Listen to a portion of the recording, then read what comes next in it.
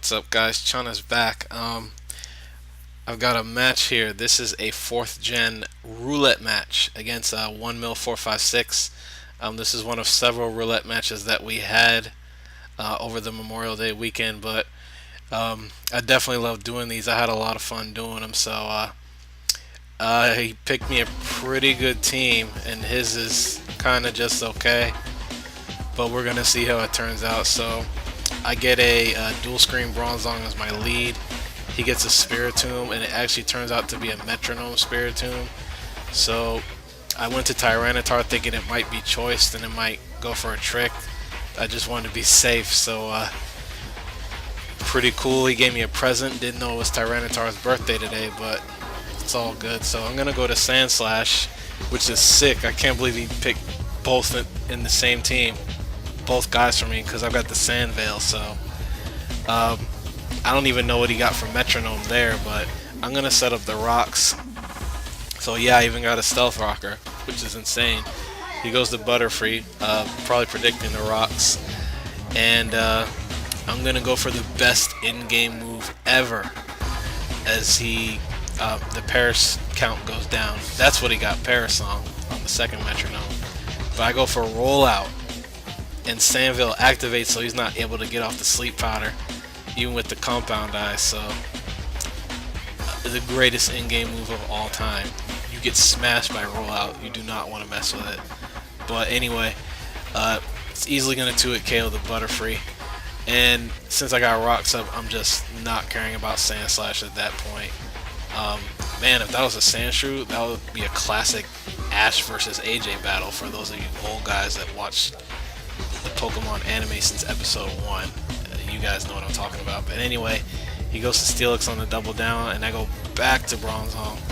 This time I actually want to set up my screens, since I know he doesn't know I'm a screener yet, but I reveal it here, and he went for the Magnet Rise, probably predicting the Earthquake, since Steelix outspeeds Bronzong, which is funny. But he goes for the Gyro Ball here. There's really not too much he can do. But he is going to predict my switch into something that's not levitating and not flying, and he goes for the Toxic. Actually, it's not a Steel type, sorry. But unfortunately, he misses, and then to make matters worse, add insult to injury, I hit the Focus Blast, but that's not even the worst part. It is Alakazam and it is Specs, so I'm confident it'll take it out. And it's here that on the Zat, I reveal to him, I tell him that I am Specs, so he's actually going to go back to Spiritomb here.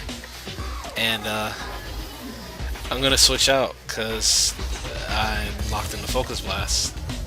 I don't want to sit there and do nothing, so I'm going to go to Crobat. He goes for the Metronome, and he gets the Astonished, and I was very astonished by that. But anyway, I do this because I'm going to go for the Taunt and force this thing to struggle. Because, you know, the economy's bad right now, you know? The times is hard. So, and apparently 1mil456 knows that, because this is the highlight of the match right here. He's actually going to stay in. And I go for the Air Slash, and he goes for the Struggle, and he gets a crit on the Struggle. I was like, what? Wow, that was probably the best part of the entire match. That was so funny. But yeah, Spiritomb, yeah, he KOs himself. So Crobat's sitting pretty good, and he's gonna go to Suicune, and I picked his event Suicune. So yeah, it was pretty bad. I got a pretty pro team. But he goes for the Sheer Cold, but it is not cold outside.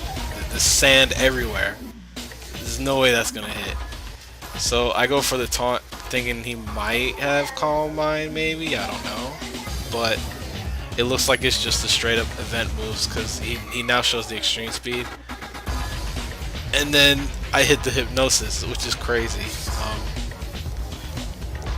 But my screens do wear off here. But I'm going to take full advantage because he's asleep. I just have to hope he sleeps long enough so I can bring Bronzong in and set up my screens again, because that's exactly what I plan to do after I roost. Because I want to keep Crobat healthy, 'cause I don't know what else I picked. Although he admitted to me that it was a pretty bad team. So And then sheer cold. I mean, it's roulette. You don't you don't care. But unless it's like Ubers, then it's like no, we can't bring that. But anyway, I bring Bronzong back in. I'm gonna go ahead and set my screens up again. Just have to hope he doesn't wake up and randomly hit a sheer cold or something along those lines, or God forbid, an air slash. But his taunt wears off, but it doesn't matter because he's still asleep. Now on this turn he's actually gonna wake up, but surprisingly he goes for the Aqua Ring, but I'm just gonna go boom in his face because I don't need Bronzong anymore. And I figured I didn't have too much to take hurt Suicune, hit it really hard.